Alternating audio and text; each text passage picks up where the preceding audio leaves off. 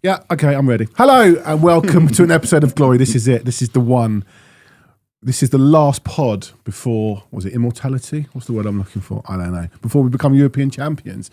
Joining me today, catering supremo, Adam Nathan. Hello. How are you? I'm all right. How are you? I'm not all right, and neither are you. So I'm not all right don't lie at to all. the people. I'm not all right. That's not what they want to hear. They don't want to hear that you're all right. I'm so far from all right. And we've got messages already. Austin Sheen starting to brick it now. Mohammed Hain, morning boys, we have to do it. No better chance. We'll come to all of that. Gary Diamond, drinking supremo, is with us. Don't know really what to say to that. Where do I go from there? You should like link, like he should be your like, I don't know, alcohol taster. Well, yeah, food and alcohol, I'll just be your taster. Yeah, that would work. Yeah. Profits take a dive, but you know, what can you do? For the good of the pod, man. That's true. Sydney Duke says, evening lads. There was someone on Twitter called Sydney Spurs who did this mammoth journey from Sydney to Bilbao. I think he's already there. It was very much planes, trains and automobiles. Wow. I did wonder whether it was our very own Sydney Duke, but judging by his evening lads, I don't think it is. Okay, we're going to come to all of that very shortly. There's very little club news apart from the fact that we got beaten by Aston Villa. But I thought we were going to get drubbed and we didn't. A little bit of a chat about that. There's obviously, we knew we were going to lose. I don't like that. Just because we're in a European final, do you have to lose the game before? I looked at the last few European finals. Plenty of teams have won, drawn and not lost their previous European, the game before European final. But, you know, this is where we're at right now. But I'd say we had to get through that injury. But then there was talk that Saul got injured. But did you watch it? How did you see it? Did you actually care? Watch the second half. Yeah, that was the bad half. Yeah, didn't care. I heard we were like Brazil 1970 in the first half at times. Yeah. Didn't overly care because at this point we're all pretty numb to the league defeats. I mean, losing Sarr and some of the substitutions he made, I thought were very strange. We didn't even lose properly. Which, considering we have become absolute masters of the craft, to not be able to lose properly. When Richarlison came on, I mean, you could just have an image of a clutched hamstring, you know, minute 94 or something. But well, Solanke went on a run, and at one point he looked down. I know, and I was like, my heart just skipped a beat. I was like, oh my god. But then someone on social media was talking about periodization and all this, and if they're not playing, they're training.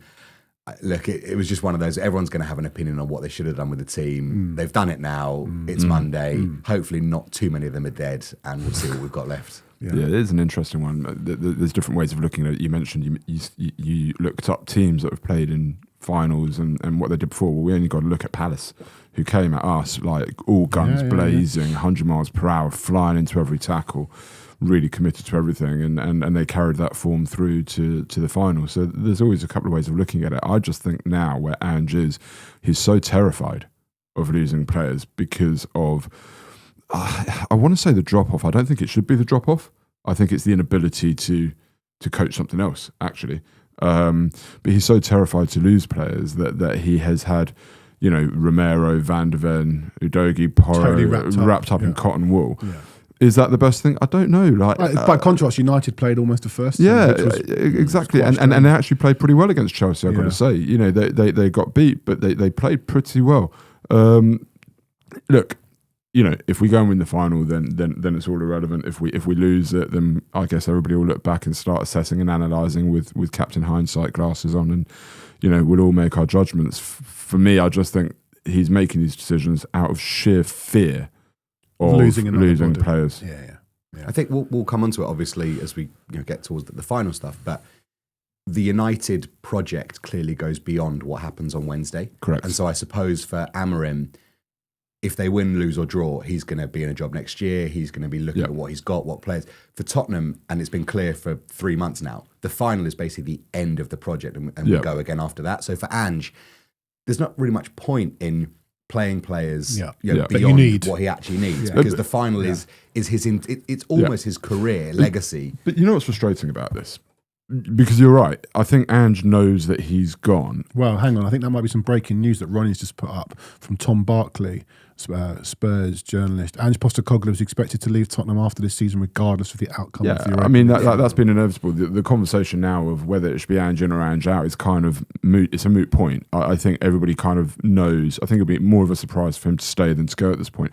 But the frustration for me is, you can see that he knows. In my view, I think you can see that he knows he's gone, because I don't see that there's any way he would have played that way against Frankfurt, for example, or Villa, or any of these teams where we really sat in and defended first, trying not to concede and looking just to get a goal here or there. He wouldn't have done that if he was staying. That's kind of against his principles, and he would have said, we will take defeats by playing the way that we play, but ultimately it's for the greater good and where we want to arrive at. Okay, so I'm jumping ahead a little bit, but based on that, I want to ask you a question I actually asked Adam just before we came on air.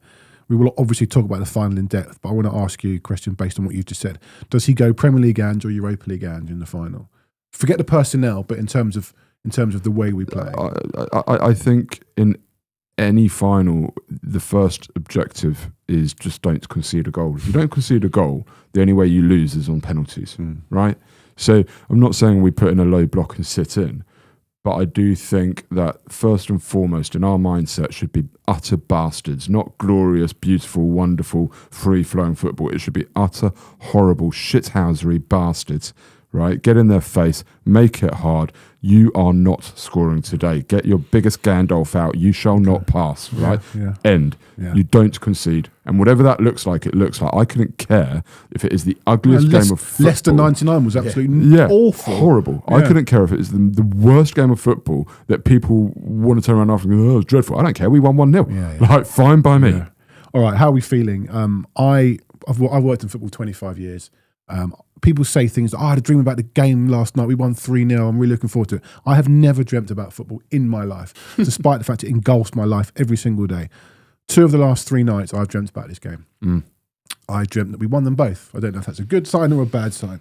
When we went into the Champions League final in 2019, Gaz, we were talking about this earlier on the way in, I was chest out, I was proud. I obviously wanted us to win, but I felt if we lost, it didn't really matter. We were in a good place as a team. The team was really good. Yeah, there was a few chats about Pochettino, but I felt good about everything. This, I'm absolutely petrified of what might happen either side. It does feel like the range of emotions could not be broader after this game. I mean, if we don't win, then it's just 17th in the league and no trophy. Yeah. And I mean, the magnitude of that is basically unprecedented. I mean, apart from the team that got relegated in the 70s, I suppose Spurs have never had a season as, on paper, not really. as bad as 93, 94, we nearly went down, but I don't think we didn't finish 17th or one above the line. One above. No. And then if we win, I will contend, and I will always say this has not been a good season as a 9-month period of going to games. But you've had an unbelievable moment that may carry you forward, and it might be the platform that you can build on for next season and the year after, financial and Champions League and prestige. So I do think that range is so stark that it's quite a difficult match to even process. Yep. You know, you feel like we've seen it all. We've all been watching football for 30 odd years. You feel like you've not seen anything, or there's nothing you've missed. This does feel almost unprecedented in its magnitude. That's correct. People say the Champions League final was bigger. I get that argument. I actually don't think that as Spurs fans we will ever be involved in a game with such jeopardy, such ramifications, such repercussions as this. What was the consequence of losing the Champions League final? We'd finished 4th. We were in the Champions League again. The consequence was missing that opportunity to be kings of the world for a moment, which nobody ever thought Tottenham Hotspur could ever be. But we were there. That was the consequence. It almost wouldn't have changed the profile of the club or the trajectory. It just would have been No. I think you're European champions. We would have made the same mistakes. We still would have signed in Ndombele, Lo Celso, whatever. Know. But I think we would have done. But you know, what I'm trying to say is that actually, you know, personally, I processed the Champions League defeat quite quickly. People still say to me, "Oh, they're heartbroken about it." I processed it quite quickly. I was just so honoured to be in Madrid watching my team. I just grew up never imagining that I would watch a Champions League final live, much less with my team, Tottenham Hotspur. Well, how many European campaigns did we have as kids? Hajduk split in the early 90s, but we grew up barely with, anything after that. But we grew up with images of Graham Roberts lifting that trophy. And that trophy for me has always been tangible. It's always been within our grasp. Every time we've entered this, you know, Europa League, UEFA Cup, in whatever format it's been, I have felt we could win this. I've never gone into a Champions League tournament going, we could win this. Yeah. Like, if we got to the semi-finals, that'd be great. You know, I've never felt we could win that. I've gone into every single UEFA Cup saying we could win this. This season, I've gone in saying no Champions League dropouts. More teams gone into the Champions League. The level is not good. I think we should win this. And you and I have had arguments about this, right? I have felt from the beginning we should win this. Not we could, but we should. Yep. Okay. This has been a tangible trophy. And then when you add to that, you know, if you asked me on the way in, if we had finished 4th this season, would it still have the? I mean, I'm absolutely wound up like a coil at the minute. I'm just. You can't tell. It's funny. There's no indication of that being the case. I'm all over the place. I've been on an emotional roller coaster. Like, literally, 1 minute I'm thinking about the elation, and the next minute I'm almost crying because I But we didn't have that in 2019. And that's the point, right? Is this is such a big trophy. It's the 3rd biggest trophy I think that we could win. I put it above the FA Cup. Okay, if I could choose the trophies that we would win, it would be the Champions League 1, Premier League 2, Europa League 3. It's such a glorious, prestigious trophy. And I think people have misunderstood me throughout this season when I've said, both on social media and here, you know, when I've sort of, they've sort of thought I'm downplaying it. I'm not downplaying winning the trophy. I'm downplaying the quality of the competition. And to that, what I mean by that is people are going, oh, 16th and 17th in the Europa League final, what a joke. If it had been Bilbao versus Frankfurt, 3rd in the Bundesliga versus 4th in the Liga, everybody's saying that's the Europa League. That's what the Europa League's about. It's that second string. Yeah. It's 3rd versus 4th in major European League. Well, hang on. We beat Frankfurt pretty easily, and they absolutely pissed all over Bilbao. So the issue isn't Spurs and United. The issue is the level of European competition. That's the actual issue. If people want to take a look at something, that's what you need to be looking at. But this is huge for us. Huge. Apparently we're too nervous, says Will. No. Imagine being Will. How lucky. And not being nervous. Are you going, Will? I just a question. If you're not going, you can't be nervous. I'm just interested to know, will you be there? The thing about the Champions League final 2019, amazing day, amazing trip, amazing journey. You had like 3 weeks from the end of the season to build it all up. We don't have that this time. When we conceded a penalty after 28 seconds, I just felt so zen. I was like, okay, we're not getting back in this game. And I kind of I processed losing throughout the entire game. I don't know how long look, I don't want to talk about losing, but we have to because it might happen. This whole thing just feels completely different for, like you've said, where we might exit that door, we might go through that door. And that's why I'm nervous. George Pena, I've never been more nervous. Like I said, I don't dream about football. Surprisingly, I go to bed and for some reason my brain switches off about it, despite the fact it's not on it all day. I have dreamt twice about this game. Yeah, I'm petrified. I'm petrified of winning it too. Like, I'll tell you what I'm petrified about is you know, I think if we win it, just amazing, and everything gets lifted. You know, we're in the Champions League. We know Ange's going. We know Paratici's coming back. We know that money's coming into the club. We can look forward to a summer. What money's coming? Well, if we win it, sorry. If we win it, right? Yeah. You know, we've got so much positivity around winning it. But the biggest thing about winning it, the biggest thing about winning it is that monkey off our back of the trophy, right? Nobody can say diddly squat for probably another few years at least, right? Everybody can like just shut up about that. It's a big trophy. My nervousness isn't so much about the ramifications of not losing it. Ange is still going. Paratici is still coming in. Spurs financially will still be okay. We will climb our way back and we will get back to the Champions League again. It's not like this will bury the club. I think it's much more detrimental for United to not win this than it is for us, actually. But my nervousness is I don't think I can take it if we lose. I really don't. I just don't think, honestly, I don't think I'll have heartbreak like it. Yeah. Because we should win this. When have you been most heartbroken then as a Spurs fan? When we've played again, the Bayern Chelsea thing, completely heartbroken, but we didn't play in a game. Which game have you left? I know I'm throwing a question here I didn't ask you to think about. It's just come to me. Look, it's hard because, you know, the whole become an expert in something when you do it for 10,000 hours. We've all had 10,000 hours of losing for Tottenham. So as you get older, it becomes slightly easier to process. I remember the first time I remember true heartbreak was the 99 FA Cup semi-final against Newcastle when Alan Shearer scored twice at Old Trafford.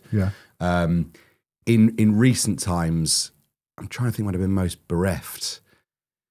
Because the club's been so sort of tumultuous for the last 4 or 5 years and there's not been as many projects to really kind of latch onto, I don't feel like that real like pit of your stomach heartbreak has been there, because it's all felt so transient.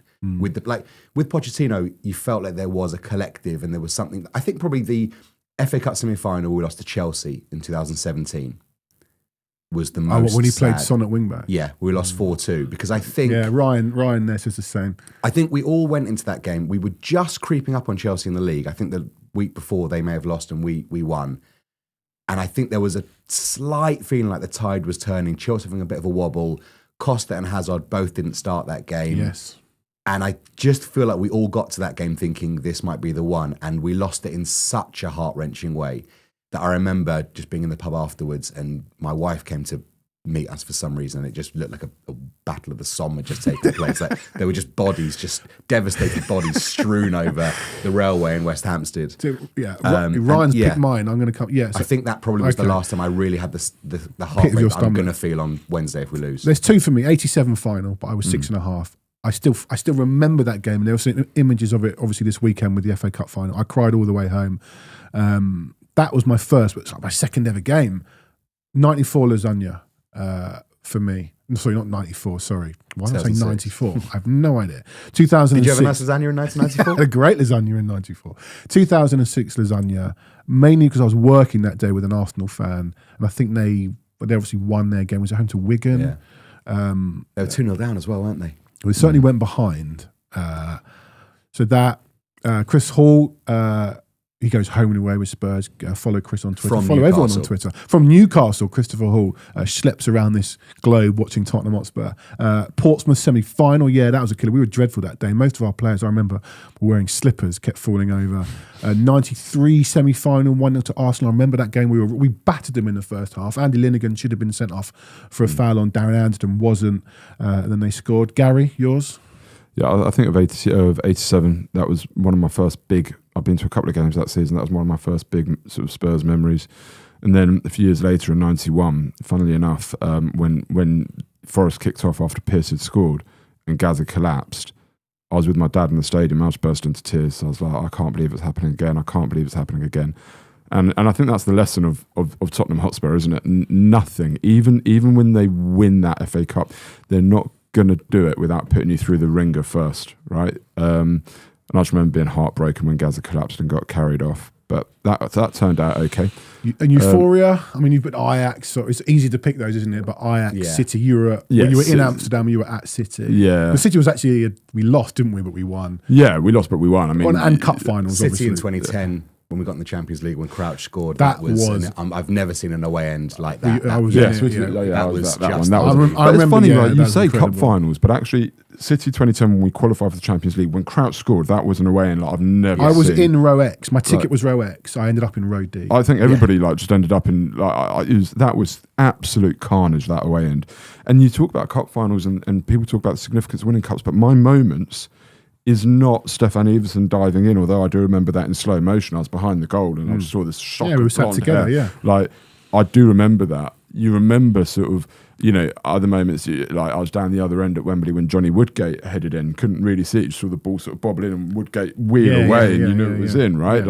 I remember, so there are moments of winning cups, but actually my favourite moments are more like being at Anfield and watching Klinsmann dink the ball over David James. Like these sort of formative Football is about moments. It's about Yeah. trophies. You never won a trophy. Football is obviously about moments, but we're 2 days away from, one of the biggest trophies in football. I like that we're 15 minutes into a Spurs podcast, biggest game for years in 2 days, and we've just done a 5-minute bit on the worst moments of Spurs. No, we did the football. best. And the comments are flying in. I mean, nothing could be more Tottenham than that. Yeah. I bet it's every football club, because we're so in it and immersed in it, but every football club is the same.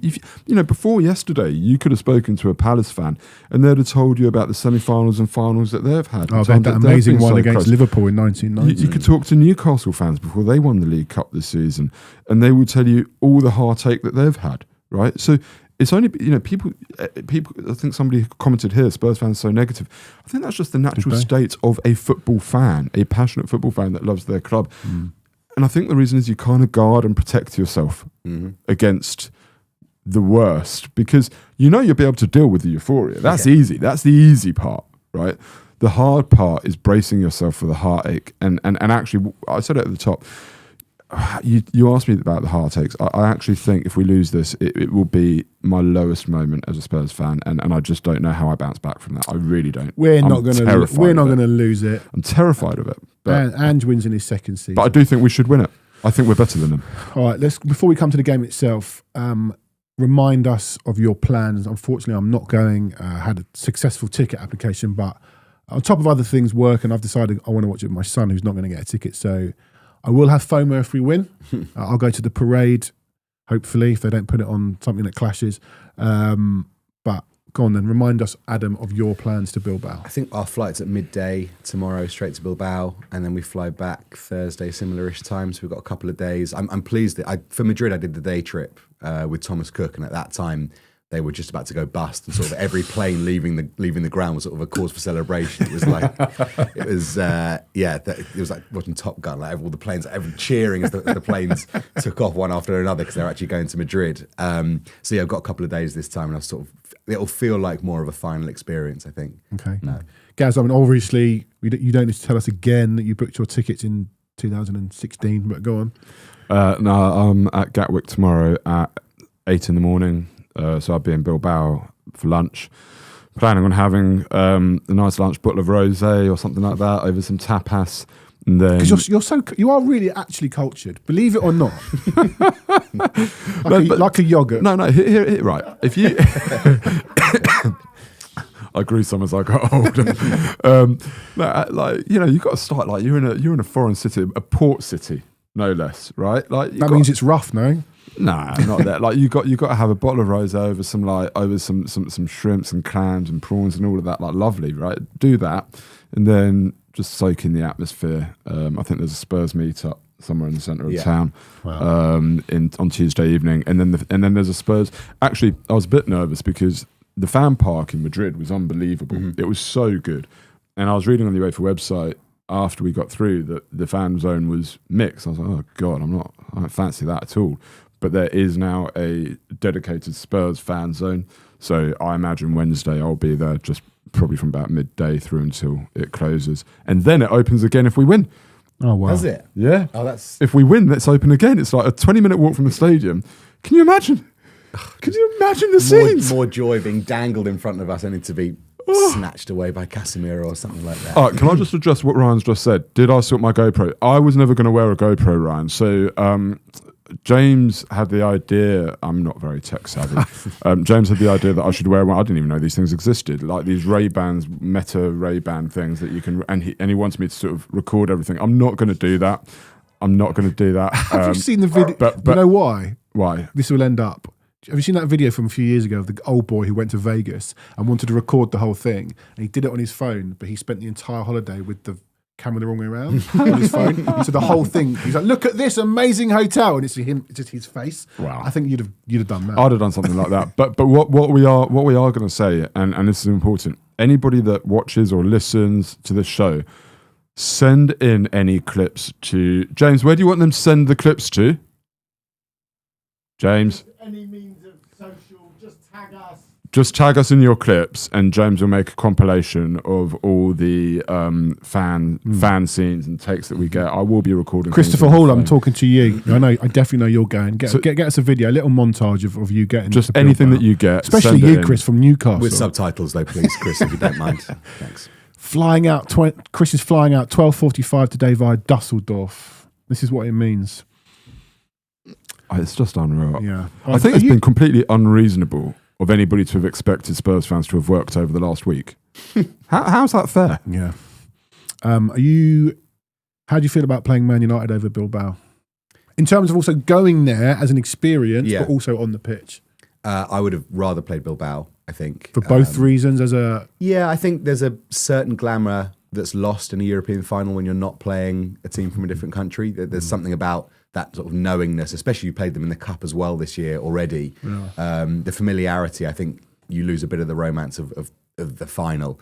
And I just think that United would be a much savvier and better team than Bilbao would have been, who maybe could have got caught up in the emotion of the occasion being at home. You think we might have felt like the away side, which isn't ideal? Quite possibly. But I don't know. I feel if you lose to the hosts from Bilbao, you can sort of get on the plane. You'd never sort of hear from them again. Whereas the likelihood is that on the flight back on Thursday morning, there'll be sort of 3 United fans in the row next to me. Only 3 flying into London, mate. No, that's true. On the row next to me. It'd be alarming if there's more than that. But yeah, I think it has a slightly different complexion with it being an English team. Yeah, I agree with that. I don't know how Bilbao would have faced. I actually think Bilbao had more players that could have hurt us in moments, the Williams brothers and so on. But I do agree. I think they would have been probably a bit more naive, and I would have been absolutely confident that we could overpower them and beat them. It also, I think, would have felt more like our city. What was a shame about Madrid was, and Spurs fans turned up in numbers. Yeah, you said this vast before, numbers. Yeah. But Madrid was like, I don't think there could have been anybody left in Ireland, Liverpool, or the subcontinent. It was it was all like red everywhere. So I was hoping that if we, when we get there this time, I don't know that the Bilbao fans would have been out in such huge numbers. Oh, they were against Rangers. It was amazing. Yeah. Which would have been great as well. Like, and again, against United. I think Spurs would have mixed with Bilbao fans probably much better than we'll mix with United fans. Liverpool fans, I've got to say, were class out in Madrid. Mm-hmm. There were no issues at all.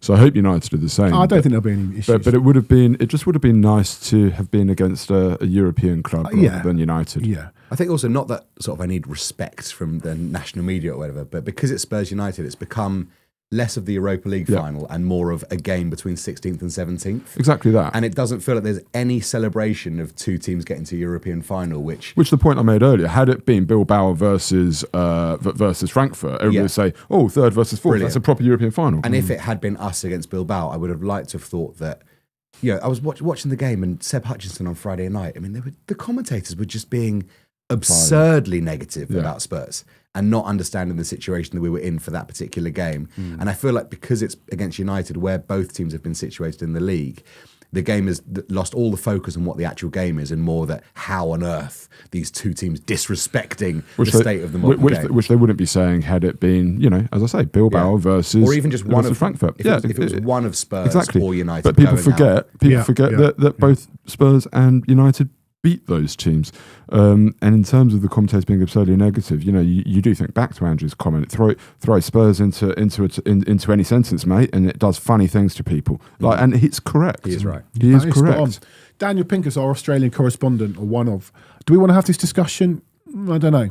Has Ange been a success at Spurs if he wins Europa? I don't want to get too negative. We've already had a few, down moments on this pod already today, but that's the history of Tottenham, as Chiellini said. On the spreadsheet and on the, in the stats books and in the trophy cabinet, he has been a success. He has won a trophy. But was Juan de Ramos a success? Well, that's the thing. Tottenham? I think each fan judges. For me, my gut feeling about Tottenham is how I will perceive success, and I have really not enjoyed any of the last 9 months. Paid an awful lot of money to partake in those 9 months, and for me, that's not enough. If it is for you or someone else, absolutely fine. If you want to see this is your favourite ever Spurs season because we had an unbelievable moment in May, good on you. Go right at it. For me, it's not there.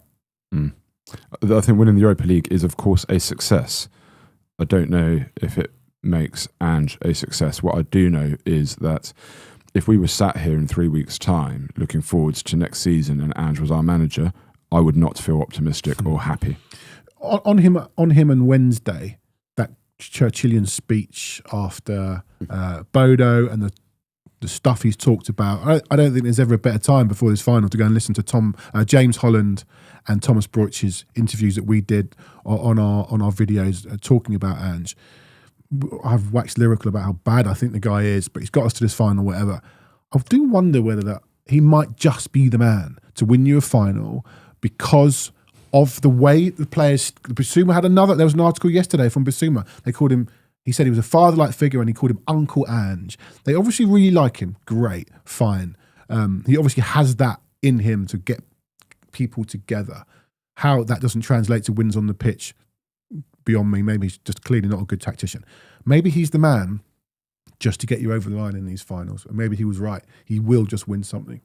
I do think in sport there's a thing of winners win, and it's not a surprise that managers like Pochettino, for example, who I revere and adore, doesn't get his teams over the line, and it's a number of teams with regularity. I think you could say the same about Kane at times. He's not necessarily got that clutch gene in him that some of the great players just seem to have. And whilst I have no faith in Ange as a Monday to Sunday manager, I have an immense faith in him for this one-off occasion for some reason. He strikes me as a guy that just does know how to win. Look, this could all blow up in my face, quite dramatically on Wednesday night. But I feel like I've got more faith in Ange for this one-off occasion to prepare a team to do something that they've not done than probably I've had with any Spurs manager since Ramos in the final, who again just felt like he understood how to win in moments.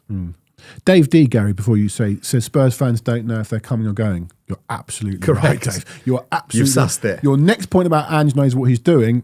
Well, we've just had that discussion. Maybe not Monday to Sunday, but for his any given Sunday style pre-big game speech, I think he nails it, and he manages to get the players to stay on side. And by the way, Dave, it's not really up to us to know whether we're coming or going. We're just presenting the views and feelings and thoughts of your layman fan. That is what we are. Nobody coming here should be expecting expert analysis or presenting ourselves as experts. Like, we're not, all we're doing is presenting our thoughts, our feelings, and every football fan has the right to change and flip-flop because that's the nature of it, right? But with that said, like on Ange, father figure, uncle. United players feared Alex Ferguson. They feared him. They feared letting him down. They feared Roy Keane on the pitch. These were winners. These were actual winners. These were winners they would go into that final too scared to bloody lose it. Too scared. Our players are going in, we don't want to let Ange down. Yeah, but Gaz, I get it. But I want my manager to be somebody that really the players look up to and respect because they bloody know that he knows what he's doing. He does in final. We may say it's only Kilmarnock, it's only, Grand Passat. He's been in a lot of these finals, and that definitely makes a difference. But I don't know that our players are at the moment looking at him with huge faith in if Ange says this is what we got to do, this is what we got to do. I don't know. If Alex Ferguson says you're doing this, ain't nobody questioning that. Nobody. And on the pitch, Roy Keane, if he isn't happy with you, he would let you know. They were terrified of him. So it's all very nice. And I'm pleased that Ange can deliver a speech. That's great. But my point, I think it might just be the thing we need. I'm sure the players will want to win it. I don't know that if they want to win it for Ange any more than they want to win it for themselves, I ask questions straight away. Yeah. Right? Ange shouldn't have to give a Churchillian speech to get these players fired up. And it shouldn't be about these players going, we want to win this for Ange. These players should want to win it for their own self-respect, for their own careers, and for Tottenham Hotspur Football Club and the fans over and above Ange, in my view. Well, Aussie Ange on our comment says Ange is going to win the Europa and the Super Cup. He's not going to be here for the Super Cup. This man is a world beater. No, he isn't. He deserves to manage next season. He deserves to manage somewhere next season. I'm not sure. I don't really want to get too bogged down on the Ange stuff. We're in a final. What will be after that. Let's talk about the final itself. Coming into the game, rumours of Bergwall maybe being fit. It's not a Kane Moore situation, but if he is fit, do you start him? I think if Sarr is fit, I would probably play Sarr from the start and then on 60 minutes or so change it. I said on the last show that for me a final is a 60-minute match and a 30-minute situation that you have to deal with at the end. And I think that's true for maybe even someone like Son. I don't think that you want to necessarily go out there and play all of your big guns in the first 60 minutes because at that point you have to make changes to deal with the situation that you're in. Yeah. So I don't think I would start Bergwall. Agreed. But if Sarr isn't fit, then I think you're probably left in a situation where you have to, because I'm not convinced you can start Richarlison and Solanke, again, for that reason that you might need someone to run around and press for the 105th to the 120th minute, God forbid. Regardless of Sarr, I wouldn't start him. For the reason that you say, actually. I would want Sarr coming on after about 70 minutes. But it's because it's guaranteed. Yeah. It is guaranteed that one of Bentancur or Basuma will get booked, if not injured. Okay? So I think you need to hold Sarr back. But if Bergvall's not fit then? But if Bergvall... where I'm at with Bergvall is the same as any player coming back from injury. In my view, if you are not confident that player can do 60 minutes, they shouldn't be in the match squad because that's too much of a risk. Okay, if they cannot do 60 minutes, in fairness, everyone does get to be in the match squad for a final, so you do have. Okay, but in the thinking, let me rephrase it. Let me rephrase it. I know what you mean. But let me rephrase it. For him. If Ange doesn't think that he can do 60 minutes, then he shouldn't be in Ange's thinking. Full stop. Okay. Now, if he can do 60 minutes, I would advocate for him starting, because at least then if he breaks down, you've got your contingency, you can reshape, you know what you've got to do. If he comes on after 70 minutes and breaks down after 75 minutes, then you've got a real problem. So I would always say, if you're confident enough that a player can do 60 minutes, then that player should start. And actually, I think if Bergvall is available, I think it's huge for us. And he should start if he is available and able to do 60. I'm starting to think if it's true that he's been training on the grass last week, and there's talk that he was in contact training yesterday, they'll probably train today and tomorrow in the stadium.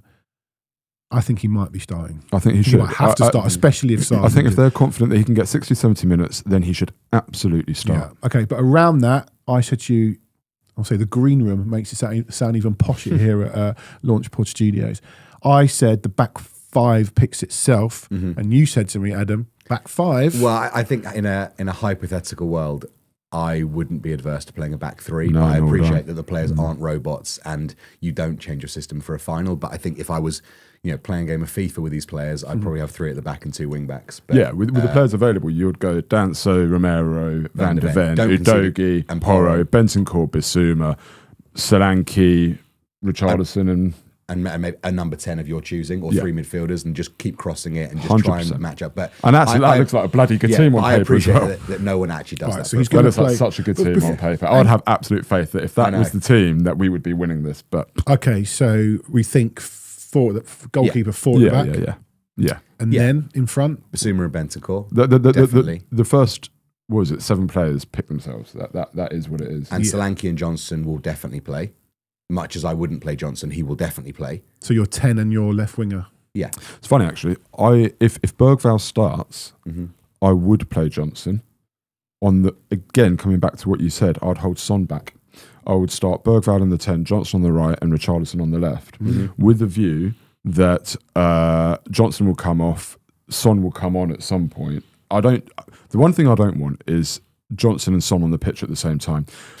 I do think that in an ideal world, I would have Johnson coming on after 70 minutes. As much as I have been highly critical of him this season, I have also said I feel his best performances have been as a sub. And I feel he's somebody, and I think I said this on a pod some time ago, I think he's somebody that watches a game from the bench and appreciates game state and understands it better.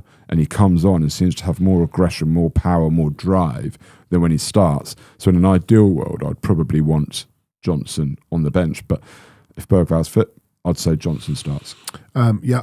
Aussie Ange is still going. Apparently, we're not loyal. I want to ask you. Loyal to who?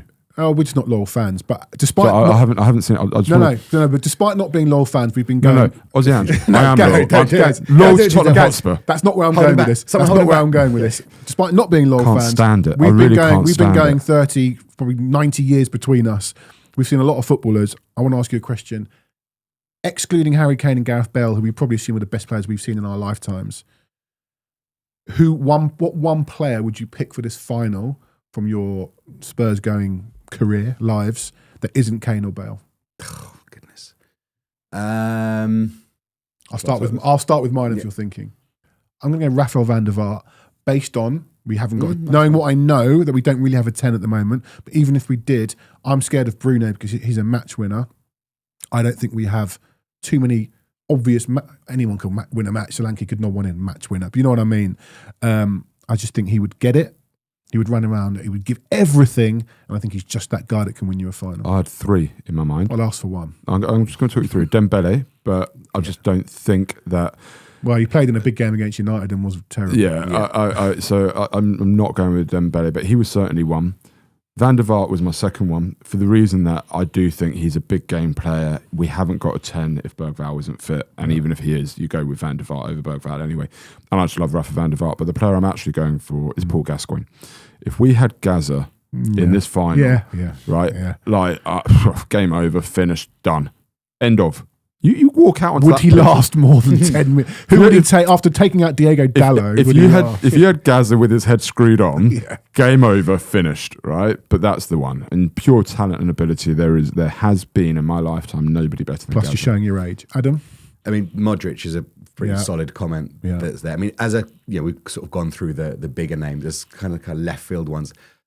Ginola was my first Tottenham hero, and he probably isn't the kind of player. I was going to say, would you want him in the final? Well, George Graham didn't, did he? I would never particularly fancied him at that time. But I mean, just for the nostalgia of how much I love Ginola as my first hero. But in this particular team, with no right midfielder, I mean, Aaron Lennon might not be the worst player. I love Aaron Lennon, one of my all-time favourites. He's not necessarily the best player we've had, but to plug a player into this team would be brilliant. You're probably looking at the right midfield spot as the one we're most missing. Yeah. Someone like Lennon, I mean, in a final, the clatter of the seats, people stand out when Aaron Lennon gets the ball. There's nothing like that. Yeah. So I'll go with interesting. Passing off the opportunity. The names that you've already mentioned, I'll stick Lennon in there for me. Yeah. Okay. Interesting. Darren Anderton, says Ronnie. Do you know something? Love Darren Anderton. Darren Anderton's a bit of a Spurs legend. I'm always just a bit like, when it comes to Darren. Nice guy, great good player. Yeah, great player. Yeah, very good player. Very good player. Daniel Pinker says at least Rashford is Dele not Alli's playing. a good shout. Sorry. Nah. Peak Dele Alli. Peak Dele Alli, maybe. Daniel Pinker says at least Rashford is not playing. I want to talk about United. We've beaten them 3 times this season. The last team we beat 4 times in a season were Man City in 92-93. I think was that the FA Cup game when they all ran on the pitch. Was that might have been wouldn't have been a replay. So we must have beaten them in the League Cup as well. Hat trick, wasn't it? Yeah. United have never lost to a team 4 times in a season. We have never beaten Man United 4 times in a row. So you're going to say 4 times? No, we've never beaten them 4 times in a row. Are we? I'm not going to say scared of United. What are you fearful of United? I'm just Bruno for me, but. Yeah, like... Are you scared of it's Man United? Yeah. The whole winners win thing. I really believe in that in sport. And I do think that the know-how, they've also won 2 cup finals in the last 2 years when they've been at their lowest ebb. And I don't think that's insignificant. There is a certain know-how of going into big games, how to approach it, how to approach the period around the game that concerns me. And there is a flash of star power. And, players like Casemiro know how to pop up. Maguire does mad things when it matters, and Fernandes has immense quality.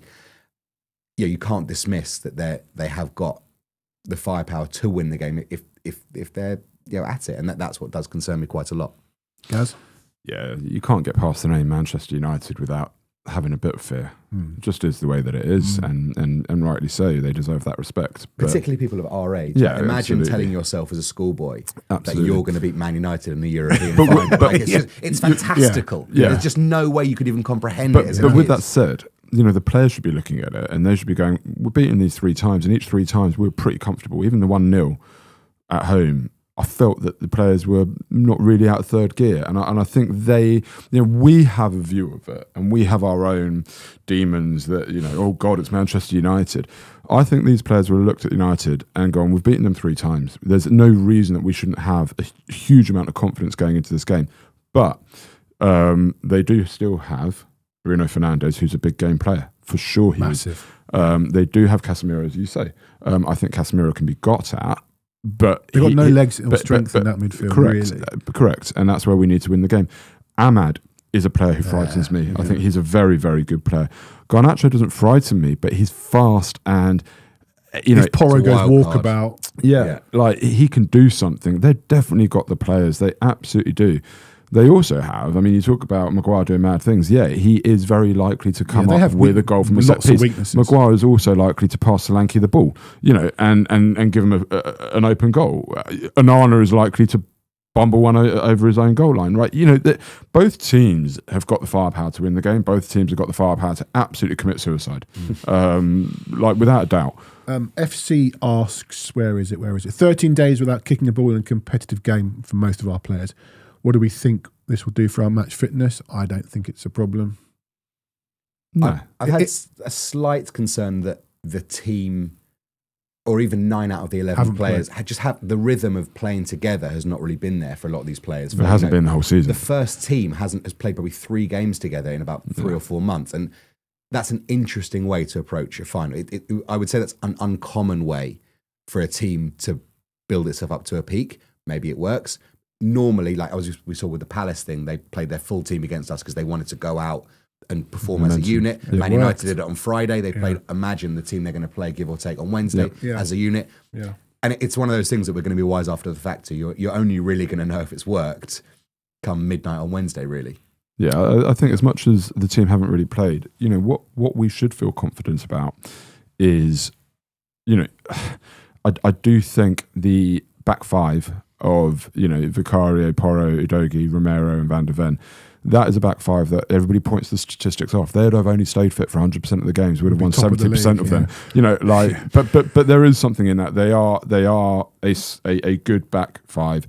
I like as well that he is going to play Basuma and Bentancur. That is almost 99% certain that he will play those two. And as much as when those two have played together in the past and he's played that sort of 1-6, if he plays them both in that pivot, you feel protected. I feel much more protection. I feel there's a good solid base there. Need Basuma to stay focused. Yeah, of course. But you feel there's a good solid base there. So I do think that we actually are looking solid at the back. I would hope that we're not going to gift up too many opportunities. It's how we then get out. I can't I can't imagine we're going to be pressing Johnson, too high. Richarlison, their possession bleeders. Even Son, love Son, but it's not. Well, that's why Bergvall is so exactly important, to carry the ball forward. Yeah, I think Solanke is a good carrier of the ball. He takes it in. I think what we need to be doing is getting it forward quickly. I think we need to be getting the crosses into the box, winning the set pieces around the box and continually peppering them. And then most crucially, picking up the second balls that are coming out, right? First, second, third balls, it's going to be all about that. Ian Irving said it, and I think Don Hutch, someone else has said it. United are not an aggressive team. We've got to be on the front foot. I'm not saying we're going to dominate we're not going to necessarily dominate the ball. Win the second ball. Yeah, win the physical challenges. Win those headers. Yeah. Win those free kicks when Solanke up front. Those little physical battles. Start winning those. Yeah. And it puts doubt in the mind of the opposition when you've got a player that is physically stronger than you and bullying you. And as strong as Maguire is, Solanke, as you've picked up on, has bullied him tremendously in the past. Maguire can't be coming into this thinking, I'm looking forward to playing Solanke. He knows that Solanke's giving him problems. So win these battles, pick up those second, third balls in midfield, be winning those battles. And even if our football isn't so flowing, it's the team that is winning those physical battles that will win the game. It is. I do think Spence is a bit of a miss for that reason. There's no obvious place to play him. Do you know something? In the last two games against United, he's been man of the match. Yeah, the League Cup and the league. I'd hold him back only because of what Ian Irving said the other day, which is he thinks that they will hold Ahmad back.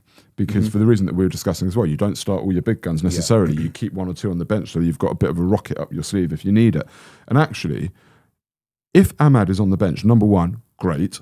But number two, if they're thinking, we'll bring Ahmad on after 70 minutes to sort of go at them, I'm thinking, hang on, we've got the best one-on-one fullback possibly in the league. And that's when you bring Spence on, strong, fit, ready. Ahmad, I'm just going to dominate you, mate. You ain't getting a kick. Right? That's where I'll be using Spence. But his powerful running was such an asset, particularly in that league game. And also Bergvall was just leaving Casemiro for dust, which might be another way to start him because you want that 1v1 matchup with Bergvall against Casemiro. Maybe you can draw him into But Udogie's been very strong the last couple of weeks. And I love Udogie. Yeah. It's a great point about Casemiro. You do need someone to go up against him, not just off the ball, but on the ball. Who does that if Bergvall is not playing? If Bergvall isn't playing and we haven't got a natural 10. Basuma's played 10 for Mali. I was wondering whether he could do that if Sarr's fit. I don't think you'd want to break up that pair. I would be looking at, people might disagree, I think Solanke drops deep naturally anyway.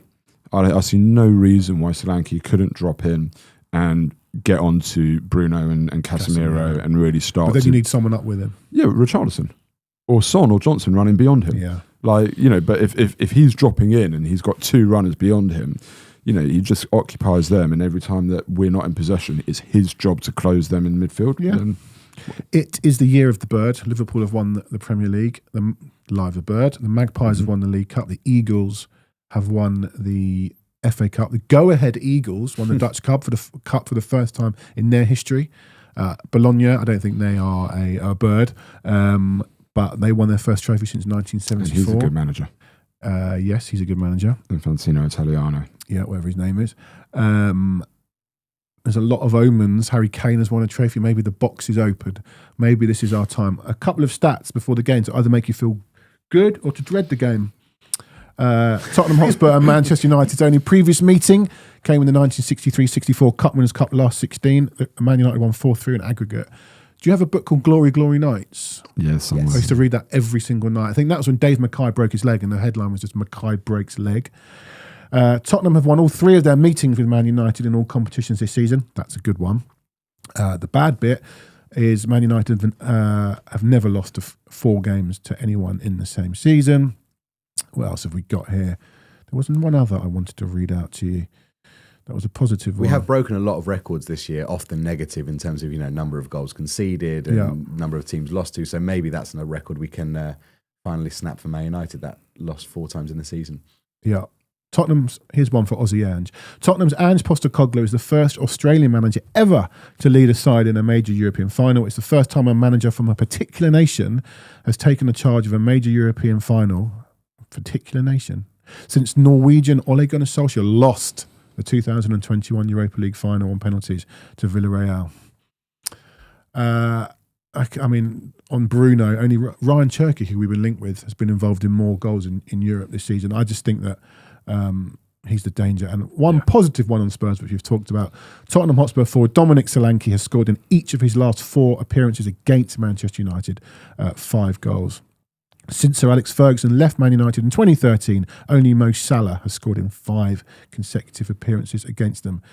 Daniel Pincus, what does particular nation mean? I think it means unique. Yeah, it must be. Yeah, like, Solskjaer was the first Norwegian. Yeah. It's just badly worded. I'm not going to slag off Opta. I love Opta. Don't log me out of all my accounts. All right. It's coming, isn't it? It's here. It's here, boys. Oh God! Do you feel any better? Any worse? More excited? We're an hour closer, and as a result, I feel better. Do you know? It's closer. I feel better when I'm on the plane. Yeah. Because at that point, you just got to go and enjoy it. You just got to go and enjoy it and soak it in. This is the second major European final in 6 years for Tottenham Hotspur Football Club. Yeah. But what have we achieved? People can say what they like. People can say whatever they like, but you never would have imagined us in the Champions League final. We're now in a Europa League final. We've sleptwalked this Europa League final by all accounts because of the strength of the Premier League and the strength of Tottenham Hotspur Football Club. Yeah, So I think once I'm on the plane, just enjoy it. I'm gonna land. Yep. Just soak it all in. Be proud that my club is. What an honour! What a privilege to watch your club in major European finals. It really is. And people say what they like about the Europa League and the standard of it, myself included. But this is a big, big trophy. And I'll be so proud and emotional. And do you know what? When people can say what they like. like. Sorry to interrupt. Yeah. People can say what they like about Ange, and we have, and Levy, and they will. And people will start. Another guy on Twitter this week saying, nothing changes at this club. But it does change. 2 European finals in 6 years. Yeah. Title races. All the stuff we know that we should have pressed on and have semi-finals in between. Yeah, we know all of that stuff, but let's now make it change. This team has 90 minutes, 120 minutes, and maybe penalties, God forbid, to go and make it change. Ryan, who is one of our loyal members, if you're not a member of An Echo of Glory, you might be a subscriber. That's great. You can do a little bit more than that and become a member and help us out and James out at the wonderful Launch Pod Studios. If this wonderful studio didn't exist, this pod wouldn't exist. So do that. Like, subscribe, become a member. Ryan asks, which player would you like to score the winner for me? Oh, Son. It's Son. Everybody's Son. Yeah. Well, can I say this, though? Just like on Ange, for all the criticism and for everything, I was fully invested and 100% behind him up until about Christmas time when it was just like, this ain't working. But nothing would make me happier as well than him winning this and being able to leave with his head held high. I really would like that for him. Okay, I don't think, whereas I hate Antonio Conte because I felt that he never really wanted to be here, disrespected the club and wanted to tear everything down, and blame everything and everyone for his own shortcomings. I don't think Ange has done that. I think for the most part he's acted with dignity and I think he does want to be here. I don't think in any way he speaks badly about the club. I would love for him to win this and leave with his head held high, and everybody can debate forever and a day whether he should have stayed or not, but it would be lovely for him to win it. If he loses it, unfortunately, nobody's going to be able to look back on his time here with any sort of positivity. But it would be lovely. It would be great for Ange, for Tottenham Hotspur, for the fans, for everybody. It is the right thing for us to win this. So United, just piss off. Yeah. We've not scored in our last 4 major finals. I looked it up. I think it's 52 shots. I think it was. No, 44 shots since we last scored in a final. Only need one to win it, though. Correct. I was going to break with tradition and not ask for predictions but I'm going to ask you, Ad. I'll go 2-1 to Tottenham, which is as much of a coping prediction as it is a realistic one. Yeah, I think we'll win. Yeah, all right. 1-0 Spurs, 87th minute Richarlison header. Could you Oh my God. With a lengthy VAR Can check. you imagine the scenes? Like that's like can you imagine like an 87th minute winner or a 90th minute winner, and you know there's no VAR. Everson in 99. Yeah, that You just was. knew you'd won the cup. Yeah, I mean the only question then was no, it was Nielsen. So was Nielsen, was Everson on side? Was even onside. That would have been the question. But like just to score a goal where you know It's over. don't check VAR. That's a goal, mate. Like just can you imagine Son cutting in from the left with the score at 1-1 in the 92nd minute and just bends it into the top corner, and you just watch. You know it's in as it's left his foot. That's when my FOMO starts to kick in. Right, gentlemen. Like I said, if you are going to the game and you fancy doing a little video, do drop us on our Twitter at EOGTHFC. Gentlemen, Adam, Gary, have an amazing time in Bilbao. Thank you. Think of me back here in Northwest London. But bring it home, and I will see you all, including Sydney Duke and Aussie Ange and all you people, Daniel Pinkus. Get yourself to the parade on Friday, Monday, whenever it is. When is the next pod? We are doing one on Thursday with the stragglers that are left behind. I think it's me, Jake Robson, and James Robbins, maybe Jake Sanders, or he doesn't know it yet. I've not asked him. We'll be back on Thursday, either in a very, very good mood or in a somber mood, to dissect it all. Gentlemen, have a great time. We'll see you on Thursday. Very much up the Spurs.